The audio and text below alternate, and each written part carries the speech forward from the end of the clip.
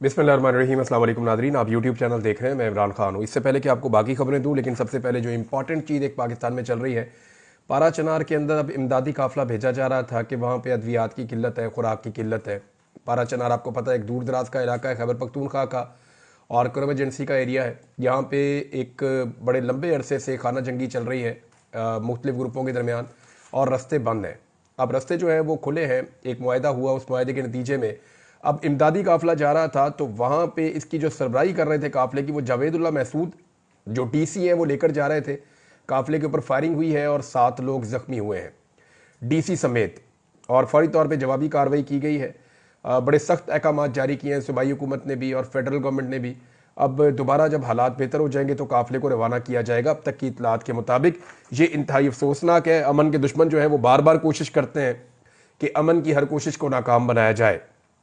अब नाजरीन, कल जो खबरें आई थी मैंने आपको अपने आखिरी वीलॉग में बताई थी कि सऊदी अरब को लेकर के कुछ उम्मीदें पैदा करने की कोशिश की जा रही हैं। इसको एक बारीक वारदात के तौर पे भी आप देख सकते हैं। यानी चंद लोगों ने खबर ये दी थी और ये फीडेड खबर थी। खबर ये थी कि मोहम्मद बिन सलमान या उनकी फैमिली के लोगों ने डोनाल्ड ट्रंप से रब्ता किया है उनकी फैमिली के जरिए से कि आप पाकिस्तान के अंदर रजीम चेंज ऑपरेशन के बाद जो कुछ भी चल रहा है इसको ऐसे ही चलने दीजिए, और पाकिस्तान में इंसानी हुकूक की खिलाफ वर्जियों के हवाले से या इमरान खान के ऊपर होने वाले जुल्म और सितम के हवाले से किसी किस्म की आवाज़ ना उठाएं। और दावा यह किया गया कि सऊदी अरब की जो हुकूमत है या हुक्मरान है वो इमरान खान को पसंद नहीं करते। अब इसके अंदर जो है ना वो 2 वारदातें थीं। एक तो पहली वारदात तो यह है कि सऊदी अरब के ताल्लुकात पाकिस्तान तहरीक इंसाफ के साथ ख़राब किए जाएं, क्योंकि हुकूमत इस बात को बड़ी अच्छी तरह जानती है कि पाकिस्तान तहरीक इंसाफ का सोशल मीडिया जिसके पीछे पड़ जाता है वो ये नहीं देखता ये किसी मुल्क का सदर है या वज़ीर आज़म है, वो ये नहीं देखता कि कोई बादशाह या कोई बहुत बड़ा आदमी है, वो उसके पीछे लग जाते हैं, वो परवाह नहीं करते, वो खुलकर अपनी बात करते हैं। तो इन्हें लगा कि शायद मोहम्मद बिन सलमान के पीछे भी इसी तरह का ये अटैक होगा, लेकिन ऐसा हुआ नहीं। पाकिस्तान तहरीक इंसाफ का सोशल मीडिया लड़ते लड़ते लड़ते लड़ते बड़ा सियाना हो गया। अब उन्होंने क्या किया, उन्होंने सऊदी अरब को टैग करके और उनसे सवाल पूछना शुरू किया कि क्या वाकई आप इमरान खान से नफरत करते हैं। ये जो क्लेम कर रही है हुकूमत के इमरान खान से, या हुकूमत के लोग क्लेम कर रहे हैं कि आप इमरान खान से प्यार नहीं करते और आप इमरान खान के खिलाफ एक बयानिया लेकर लॉबिंग करने के लिए अमेरिका की आने वाली हुकूमत के पास गए हैं, क्या ये दुरुस्त है? तो उन्होंने बड़ी समझदारी से इस मामले को ऐसे उठाया और एक नई लड़ाई में कन्वर्ट नहीं होने दिया। तो ये पाकिस्तान तहरीक इंसाफ का सोशल मीडिया ने पढ़े लिखे लोग हैं, ये बेवकूफ़ नहीं है कि मुंह उठा के गाली दे दी।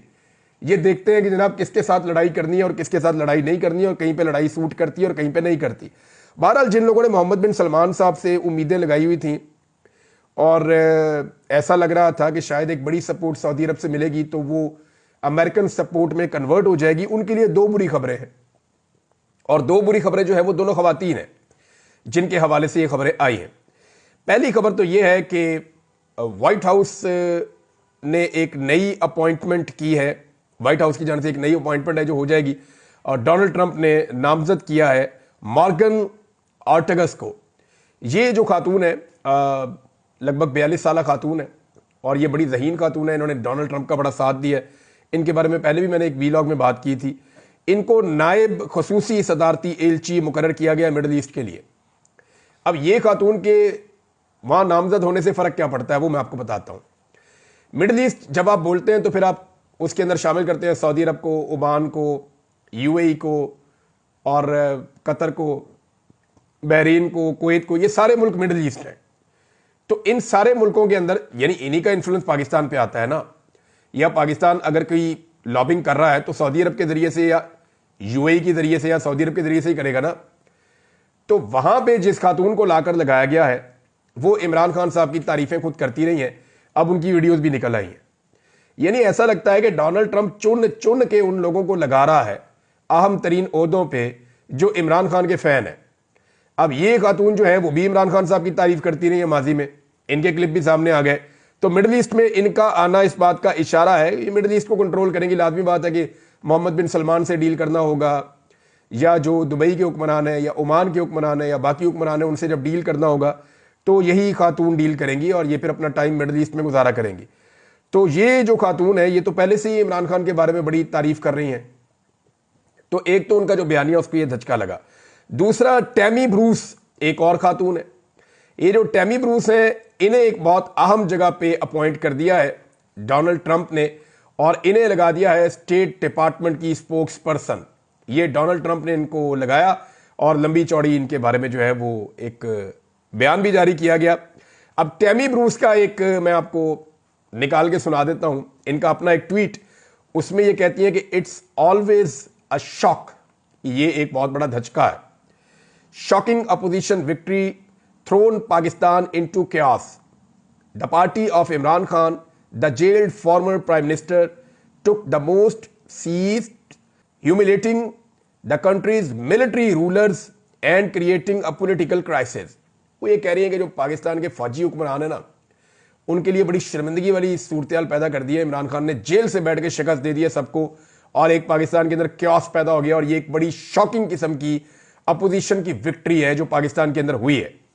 ये जनाब ये खुद इस बात को मानने वाली हैं और ये तर्जुमान है। अब देखिए, इससे पहले जो तर्जुमान थे व्हाइट हाउस के, वो जब भी उनसे पूछा जाता था वो कहते थे पाकिस्तान के अंदरूनी मामला है, हम चाहते हैं जी अच्छे इलेक्शन हो, लेकिन उन्होंने कभी ये बात नहीं की कि पाकिस्तान के इलेक्शन को एक ऐसी पॉलिटिकल पार्टी ने जीता जिसको दीवार के साथ लगाया गया, जिसके लीडर को जेल में डाला गया। लेकिन ये जो अब स्पोक्स पर्सन आ रही हैं अमेरिका की जानिब से, स्टेट डिपार्टमेंट की, वो पहले से ही इस बात की मानने वाली है कि इमरान खान साहब ने जेल से बैठकर इलेक्शन जीता था और वही इस मुल्क के हकीकी हुक्मरान है। तो ये एक धचका तो लगा है उन तमाम लोगों को जिन लोगों ने उम्मीदें बांध ली थी कि शायद कोई एक ऐसी सिचुएशन बन गई है मिडल ईस्ट से या सऊदी अरब से जिसके नतीजे में अमेरिका आने वाले दिनों में इमरान खान के बारे में किसी किस्म का कोई मौक़िफ़ नहीं लेगा।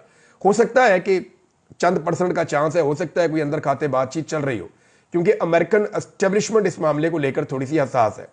लेकिन जो अमेरिकन डीप स्टेट है उसी को तो शिकस्त दी डोनाल्ड ट्रंप ने, और वो यही तो चाहते हैं कि दुनिया में जो डीप स्टेट के एक्टर्स हैं या जितने भी उनके सपोर्टर्स हैं उन सबको शिकस्त होनी चाहिए, और यहां पे इमरान खान ने भी उन्हें शिकस्त दी है पाकिस्तानी एस्टेब्लिशमेंट को। अब जनाब एक और चीज बड़ी अच्छी है और ये बड़ी जबरदस्त डेवलपमेंट है मुज़ाकरात के हवाले से, क्योंकि पाकिस्तान तहरीक इंसाफ अब मुज़ाकरात कर रही है। हुकूमत को आलमी सतह पे या लोकल लेवल पे किसी किस्म का कोई बहाना देना नहीं चाहती पाकिस्तान तहरीक इंसाफ कि जनाब ये तो हमारे साथ बात ही नहीं करते, ये हमारे साथ मुज़ाकरात ही नहीं करते, तो हम किस तरीके से इनको इंसाफ फराहम करें, ये तो बात करने के लिए तैयार नहीं है। तो पाकिस्तान तहरीक इंसाफ बातचीत कर रही है। तहरीक इंसाफ ने पहले ये स्टेटमेंट दिया कि अगर इमरान खान के खिलाफ फैसला आ भी गया 6 तारीख वाला, तो तब भी बेफिक्र रहे, हम मुज़ाकरात करते रहेंगे, हमें पता है इमरान खान के खिलाफ ही फैसले आने हैं। लेकिन इंटरेस्टिंग बात यह है कि अभी कुछ ऐसे लोग जो मिलिट्री एस्टेब्लिशमेंट के बहुत करीब हैं वो ये दावे करना शुरू हो गए हैं कि 6 तारीख को भी जो इमरान खान साहब के हवाले से फैसला महफूज किया गया था गुज़िश्ता महीने, जो पहले सुनाया जाना था गुज़िश्ता महीने, फिर सुनाया जाना था 6 तारीख को, अब जनाब उसको मजीद डिले कर दिया गया है और हो सकता है कि 6 तारीख को भी वो फैसला ना सुनाया जाए। मेरे ख्याल में अभी तक जज को तो नहीं पता कि उसने फैसला कब सुनाना है, लेकिन जो हमारे टाउट हैं कुछ ऐसे जो मिलिट्री एस्टेब्लिशमेंट के साथ बड़े अच्छे राब्ते में है, उनको इस बात का पहले से आइडिया है कि जनाब फैसला जो है वो कब सुनाया जाएगा, क्योंकि उन्हें वहां से पता चलता है जहां से फैसले जारी होते हैं, जहां से अहकामात जारी होते हैं, जहां से बताया जाता है कि ये फैसला कब सुनाया जाएगा। भारत PMLN ने भी ये कहा कि ये बड़ी अच्छी बात है कि अगर मुज़ाकरात जारी रहते हैं इमरान खान को सजा होने की सूरत में भी, लेकिन अगर 6 तारीख को भी ये सजा नहीं होती तो फिर बहुत बड़े सवालात उठ जाएंगे पाकिस्तान की अदालती निज़ाम के ऊपर। यानी अदालती निज़ाम इंतजार कर रहा है कि PTI के और हुकूमत के मुज़ाकरात कामयाब होते हैं तो हमने क्या फैसला देना है, या PTI के और हुकूमत के मुज़ाकरात नाकाम होते हैं तो हमने क्या फैसला देना है। क्या अदालती फैसला मुज़ाकरात की कामयाबी और नाकामी के साथ मशरूत है जो जज साहब इंतजार कर रहे हैं? जज साहब को तो फैसला देना था आज से 15 दिन पहले, तब फैसला नहीं दिया तो 15 दिन बाद दे देते 6 तारीख को। लेकिन अगर वो 6 तारीख को भी नहीं देते तो पाकिस्तान के अदालती निज़ाम के ऊपर जहां पहले ही बहुत सारे सवालात खड़े हैं वहां ये एक सवाल और खड़ा हो जाएगा। पाकिस्तान तहरीक इंसाफ के लोग मिलना चाहते थे इमरान खान साहब से। ये वो लोग हैं जो एक कमेटी बनी हुई है मुज़ाकराती कमेटी, वो इमरान खान साहब से मिलकर रहनुमाई लेना चाहते थे, लेकिन उनकी इमरान खान साहब से आज मुलाकात नहीं हो सकी। मुमकिन है हफ्ते को उनकी मुलाकात हो जाए या मंडे को उनकी मुलाकात हो जाए, आने वाले दिनों में उनकी इमरान खान साहब से मुलाकात हो सकती है, लेकिन फिलहाल आज के दिन उनकी मुलाकात नहीं हुई। लेकिन हुकूमत ने भी इस बात के ऊपर जोर दिया है और तस्लीम किया है कि बिल्कुल मुलाकात होनी चाहिए पाकिस्तान तहरीक इंसाफ की पार्टी के जो लोग हैं उनकी इमरान खान साहब से, ताकि वो वहां से रहनुमाई लेकर आए। राणा साहब ने एक बड़ी अजीब बात की। राणा सनाउल्लाह साहब समझ रहे हैं जैसे उनका लीडर कैद था वैसे ही इमरान खान कैद है। राणा साहब जरा जाके जेल में देखें ना इमरान खान कैसे कैद है। या थोड़ी इतला लेकर देखें। उन्हें लगा जैसे PMLN के लोग अंदर जाते थे, बाहर आते थे, वैसे ही इमरान खान भी अंदर जा रहे हैं और उनके लोग जाकर मिलते हैं। तो राणा साहब ने कहा जी आप कागज और पेंसिल लेकर जाएं और लिख कर लाएं इमरान खान साहब जो बात करते हैं। तो उसमें PTI वालों ने बताया जी हमारी तो अंगूठियां और घड़ियां तक उतार लेते हैं, हमारी तो एक एक चीज जो है वो उतरवा लेते हैं, और जितनी चेकिंग हमारी अंदर जाते हुए होती है उससे ज्यादा चेकिंग हमारी बाहर आते हुए होती है। और किसी किस्म की कोई चीज कागज पेंसिल सवाल ही पैदा नहीं होता वो अंदर जाने दें। वो वकील बेचारे जो अदालत के अंदर जाते हैं उनके पास कोई पेन होता है तो वो पूरा पूरा यहां तक तो पूरे हाथ के ऊपर वो लिख कर लाते हैं कि इमरान खान साहब ने क्या बात की है। तो राणा सनाउल्लाह साहब गिज्जे हुए हैं उन अदालतों और जेलों के जो परवेज मुशर्रफ के दौर में थी या जो अभी है। अभी इस दौर में जो हो रहा है, राणा सनाउल्लाह को आइडिया भी नहीं है शायद कि जेलों के अंदर किस किस्म का सलूक किया गया, जिन लोगों को लापता किया गया उनके खिलाफ किस किस्म का सलूक किया गया है। राणा सनाउल्लाह साहब ने एक सवाल उठाया कि क्या इस पर कमीशन बना दे कि 26 नवंबर को एक सूबाई हुकूमत जत्था लेकर वफाक के ऊपर हमलावर हुई थी। ये एक तरह की धमकी है कि जनाब आप वफाक के ऊपर हमलावर हुए थे, हम फिर बना देते हैं कमीशन, आप भी फंस जाएंगे। तो मामला यह है कि मियां नवाज शरीफ साहब ने भी लॉन्ग मार्च किया था जब उनके पास पंजाब में हुकूमत थी, उन्होंने अनाउंस किया था।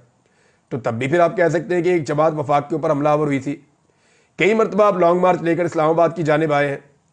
अभी हाल ही में आपने 15 मई 2023 को जब हर तरफ आपका तोती बोलता था तो आपने सुप्रीम कोर्ट ऑफ पाकिस्तान के बाहर जो धमा चौकड़ी की, मैं तो उस वक्त अंदर था, मैंने बाद में वो विजुअल्स देखे वापस आने के बाद, कि आपने सुप्रीम कोर्ट ऑफ पाकिस्तान के चीफ जस्टिस के पुतले जलाए, उनको गंदी गालियां दी, वहां पे आकर बाहर बहुत खौफनाक किस्म का एहतजाज किया और बंदे कहां कहां से इकट्ठे करके आप ले आए।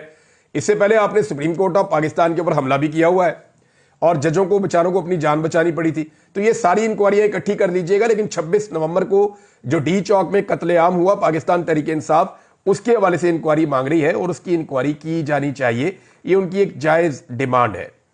26 नवंबर के हवाले से नाजरीन जो लोग गिरफ्तार किए गए थे उनमें से 40 मजीद लोगों की जमानतें मंजूर हो गई हैं। यानी रोजाना 30, 40, 50, कभी 100 के करीब ये जमानतें मंजूर होती जा रही। वो हजारों बंदे पकड़ लिए थे, अब वो आहिस्ता आहिस्ता उनकी जमानतें हो रही है, बंदे बाहर आ रहे हैं। और पाकिस्तान तहरीक इंसाफ के थोड़े दिनों के अंदर ऐसा लगता है कि ज्यादातर लोगों की जमानतें हो जाएंगी। और फिर अगर जो लाहौर के अंदर 4-5 बड़े रहनुमा गिरफ्तार हैं, जिनमें शाह महमूद कुरैशी हैं, जिनमें यास्मीन राशिद साहिबा हैं, मियां महमूद रशीद साहब हैं, जिनके अंदर उमर चीमा साहब हैं, जिनके अंदर बहुत बीमार है वो एजाज चौधरी साहब सेनेटर, उनको एक मरतबा भी नहीं आने दिया वहां पे उनकी सेनेट के सेशन में, तो वो हैं। और भी लोग हैं। तो इन लोगों को अगर छोड़ दिया जाता है और जो लोग लापता किए हैं उनको भी छोड़ दिया जाता है तो इमरान खान साहब को एक अच्छा जेस्चर मिल जाएगा कि वाकई में एस्टेब्लिशमेंट अपने आप को सियासत से बाहर निकालना चाहती है।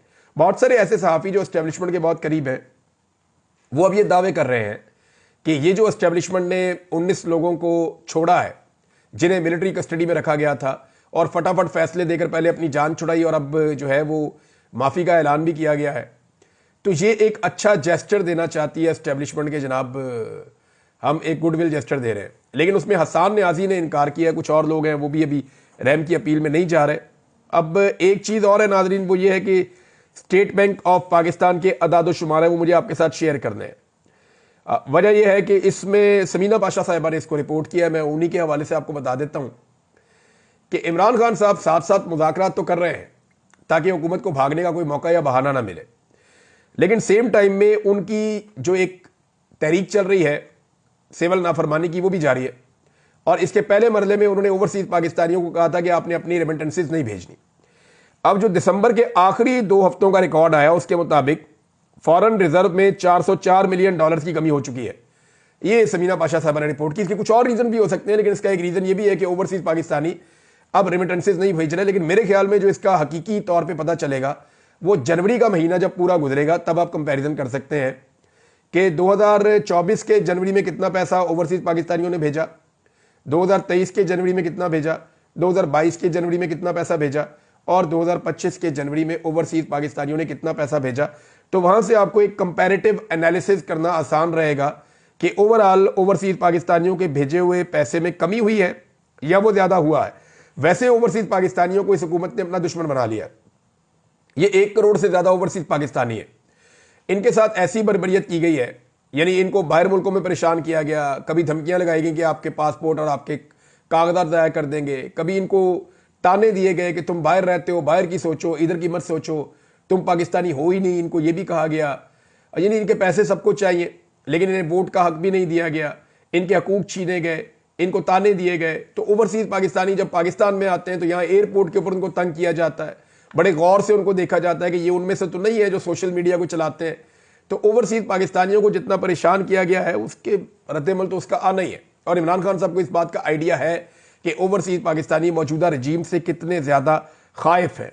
एक खबर और है नादरीन, और वो है मिलिट्री कोर्ट्स के हवाले से। मिलिट्री कोर्ट्स का जो फैसले हैं वो अभी तक फराम नहीं किए गए। बहुत सारे लोगों ने अपील की, जनाब हमारे फैसले हमें दिए जाएं ताकि हम अपील में जाएं, लेकिन मिलिट्री कोर्ट्स के फैसले अभी तक लोगों को नहीं दिए जा रहे। हत्ता कि मैं हैरान हूं कि जो रहम की अपीलें लिखवाई गई थी वो अपीलें मंजरेआम पे आ गई, लेकिन जो फैसले जिनकी बुनियाद के ऊपर सजाएं दी गई थी, जिनके बाद रहम की अपील की गई थी, वो फैसले अभी तक मंजरेआम पे नहीं आए। वो सारे लोग कह रहे हैं जनाब जो फैसला हमारे बारे में लिखा है वो फैसला तो फराम करें ना, किस बुनियाद पर आपने फैसला किया है, ताकि हम जाएं और जाकर दूसरी अदालत में अपील करें कि जनाब हमारी जान छुड़वाएं, ये गलत फैसला हमारे खिलाफ हो गया है। लेकिन ये भी एक तारीख का अनोखा वाकया है कि यानी पूरी दुनिया देख रही है कि मिलिट्री कोर्ट्स ने क्या किया पाकिस्तान में। और ये अनोखा वाकया ये है कि मिलिट्री कोर्ट्स ने सजाएं दे दी हैं लेकिन सजा का फैसला फराम नहीं कर रही। हालांकि जहां पे भी आपको सजा होती है किसी भी अदालत में, फौरी तौर पे आपको फैसले की कॉपी मिल जाती है और उस कॉपी की बुनियाद के ऊपर आप अपील में जा सकते हैं, लेकिन यहां पे अपील में नहीं जा पा रहे लोग। तो अगर तो लोगों ने अपील में जाना है तो फिर उनको मिलिट्री कोर्ट का फैसला चाहिए होगा, जो अभी तक लोगों को नहीं मिल रहा। एक और नाज़रीन खबर है, साबिर शाकिर साहब ने भी इसको शेयर किया है, मैं चाहता हूं कि मैं वहीं से आपको पढ़ के सुना दूं कि ये जो फार्म 47 की हुकूमत है इसका विजन ये है कि दुनिया में पाकिस्तान का पहला नंबर आ गया है। इंटरनेट की बंदिश से जो नुकसान हमने उठाया उस जुमरे में पाकिस्तान की तबाही हुई है, मईशत की तबाही हुई है। इंटरनेट बंद करके 1 अरब 62 करोड़ डॉलर्स का नुकसान किया गया है। साथ में उन्होंने अब्दुल मुईज़ मलिक साहब की एक रिपोर्ट जो है वो भी शाया की है, और इस रिपोर्ट के अंदर बाकायदा फिगर लिखा हुआ है कि पाकिस्तान में किस तरीके से इंटरनेट को बंद किया गया और किस तरीके से पाकिस्तान को जो है वो अरबों रुपए का नुकसान हुआ। ये बहुत बड़ा नुकसान है, छोटा नुकसान नहीं है। और ये हमने डेलिबरेटली पाकिस्तान को दिया सिर्फ इसलिए कि एक पॉलिटिकल पार्टी जो कहती है या जो उसका नैरेटिव है वो पसंद नहीं है तो उसको डिजिटल दहशतगर्द करार दे देते हैं, और फिर उसको रोकने के लिए जो डिजिटल प्लेटफॉर्म है उनको बंद कर देते हैं, और बाद औक़ात आप इंटरनेट ही बंद कर देते हैं। उसको बंद करने से जो पाकिस्तान के अंदर जितने फ्रीलांसर्स काम कर रहे हैं, यानी इंडिया का आपको पता है कितना उनका आईटी का एक्सपोर्ट है, जरा गूगल करके आप देख लें। 200 अरब डॉलर की उन्होंने आईटी एक्सपोर्ट्स किए हैं। ये 200 अरब डॉलर वो है जो इंडियंस इंडिया में ले गए कमा कर, जो इंडिया से बाहर उन्होंने पैसा रखा है, यानी वो सारा पैसा इंडिया में तो नहीं ले जाते। यानी अगर वो दुगना काम करते हैं तो बहुत सारे लोग अपना पैसा बाहर मुल्कों में ही रखते हैं, इंडिया में मंगाते ही नहीं है। कईयों का पैसा अमेरिका में पड़ा होगा, यूरोप में पड़ा होगा, वहां वो प्रॉपर्टीज ले लेते हैं, वहां वो पैसा खर्च कर देते हैं। तो 200 अरब डॉलर अगर वो अपने मुल्क में ले गए हैं आईटी एक्सपोर्ट्स के जरिए से, तो 200 अरब डॉलर तो उनका बाहर भी पड़ा होगा। आप देखें इंडिया कितना कमा रहा है और पाकिस्तान 3-4 अरब डॉलर तक नहीं पहुंच पा रहा। उसकी वजह क्या है? हमें तो बहुत तेजी से ग्रो करके 15 से 20 अरब डॉलर तक पहुंचना चाहिए था, हर साल इसको दुगना होना चाहिए था, लेकिन हम कर नहीं पा रहे। और जो पाकिस्तान के हालात हैं उनमें भी जितने भी हमारे फ्रीलांसर्स हैं जो काम करते हैं, जो थोड़े से ज़्यादा डॉलर कमाते हैं, वो फिर पैसा पाकिस्तान में नहीं मंगवाते। पाकिस्तान में जो क्लाइमेट चेंज है उसकी सूरत हाल आपके सामने है, रहने के काबिल हमने छोड़ा नहीं, रूल ऑफ लॉ आपके सामने है, पाकिस्तान के अंदर इंसानी हुकूक आपके सामने है, अदालतों में जो इंसाफ मिल रहा है वो आपके सामने है, जो लोगों के लिविंग स्टैंडर्ड्स हैं वो आपके सामने है। तो जब ये सारा कुछ आप पाकिस्तान में करेंगे, जुल्म बर्बरियत और ज्यादती करेंगे, तो लोग पैसा पाकिस्तान में नहीं लाएंगे। तो जितना पैसा पाकिस्तान के अंदर आता है उससे ज्यादा पाकिस्तानी बाहर रोक लेते हैं पैसा। ये भी एक बड़ा प्रॉब्लम है। इसको तभी एड्रेस किया जाता है जब पाकिस्तान के अंदर एक ऐसी गवर्नमेंट होगी जिस पे लोग ट्रस्ट करेंगे। पाकिस्तानियों के हवाले से, पाकिस्तानी सहाफियों के हवाले से ये बड़ी इंपॉर्टेंट न्यूज है, और न्यूज ये है कि 2024 का जो साल है वो बदतरीन साल रहा पाकिस्तानी सहाफियों के हवाले से। मीडिया वॉचडॉग की रिपोर्ट में इंकशाफ हुआ है कि पाकिस्तान में सहाफियों के लिए 2024 बदतरीन साल है। 6 सहाफी अपनी जान से गए, जबकि 57 सहाफियों को रिपोर्टिंग के दौरान तशद्दुद और दीगर मसाइल का सामना करना पड़ा है। यह रिपोर्ट कहती है कि यह खतरनाक तरीन और बदतरीन साल था पाकिस्तानी सहाफियों के लिए 2024। यह तमगा भी इस हुकूमत को लग गया है।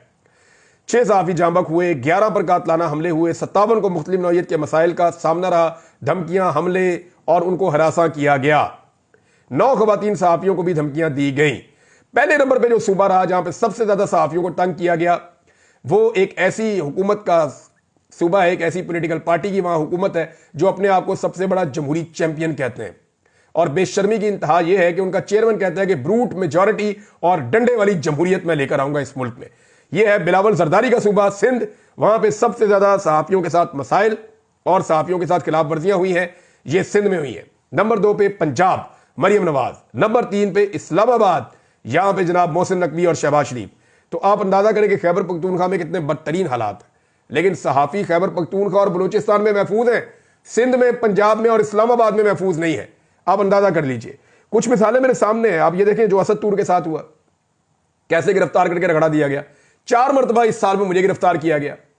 हामिद मीर के साथ क्या हुआ, उनको जान का खतरा था और बाकायदा रिपोर्ट्स थी और उनको बहुत सारी जगहों पे हामिद मीर साहब को मैंने भी उनको मिलकर पूरी रिपोर्ट दी थी, उनको खुद भी आइडिया था, तो उनको भी बहुत धमकियां दी गई। मोतीउल्लाह जान, उनके साथ क्या हुआ, उन्हें गिरफ्तार किया गया, नशा ही डाल दिया उन पे। साकिब बशीर, इन दोनों को इकट्ठे अगवा कर दिया गया, जबरी तौर पे लापता कर दिया गया। शाकिर रवान साहब को जबरी तौर पे लापता कर दिया गया। मुझे हज से जाने में इन्होंने रोक लिया। समी इब्राहिम साहब बड़े लंबे अरसे से अपनी फैमिली को नहीं मिल पा रहे, वो ट्रेवल नहीं कर पा रहे, उनके ऊपर बैन लगाया हुआ। मुहित पीरजादा साहब और दीगर सहाफी जो पाकिस्तान से बाहर है बेचारे, अब साबिर शाकिर साहब हैं, वजाद साहब हैं और बहुत सारे लोग हैं, अहमद नूरानी, ये पाकिस्तान में नहीं आ पा रहे। इनके लिए हालात बहुत तंग किए गए हैं, इनकी जान खतरे में, इनकी प्रॉपर्टी यहां पकड़ लेते हैं। तो पाकिस्तान में सहाफियों के लिए एक जहन्नुम बनाया गया है और डेलिबरेटली बनाया गया है। इसमें पाकिस्तान की हुकूमत, एस्टेब्लिशमेंट दोनों रिस्पॉन्सिबल हैं, क्योंकि वो ये चाहते हैं कि पाकिस्तान में जो बोले वो हमारी तारीफ करे, जो हम कहते हैं वही सब कहे। तो ऐसा तो नहीं हो सकता ना, कभी के दिन लंबे और कभी की रातें। अब तक के लिए इतने, अपना ख्याल रखिएगा, अपने इस चैनल का भी। अल्लाह हाफ़िज़।